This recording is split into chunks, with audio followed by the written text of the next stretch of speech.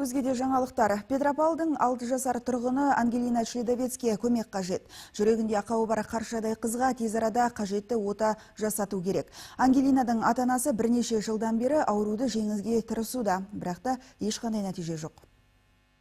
Есть один чудесный лес, там полно чудес, рыбы полнебу летают, на бабочке в пруду разыграем чехарты.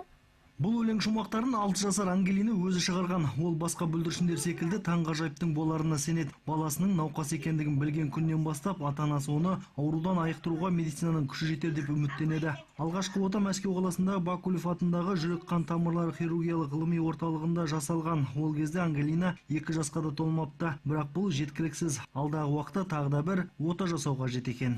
К сожалению, в Казахстане такие операции не делают. Өкінішке орай Қазақстанда мұндай оталар жасалмайды. Сондықтан да шекара асып, Мәскеу қаласына баруымыз қажет болды. Отаны мемлекеттік көмек арқылы жасау үшін қағаз басты жұмыстар көп екен, ал біздің уақыт тығыз болып тұр. Сондықтан да тұрғындардан көмек сұраймыз. Ота құны 320 мың рубль. Мұндай қаржыны Шледовецтер отбасы өз күшімен жинай алмауда. Сондықтан да демеушілерден көмек болса дейді. Ангелина өте талантты қыз. Ойын ойнап, сурет салып, ән айтқанды жақсы көреді. Өмірге құштар. Өскенде тіс дәрігері болуды армандайтын жас қыздың арманы ерте сөнбесе екен дейді ата-анасы. Ангелинаға көмек қолын созуға дайын азаматтар төменде көрсетілген есепшотқа қаржы аударуларына болады. Самат Сапаралы, Альбина Ғалымова, ақпарат.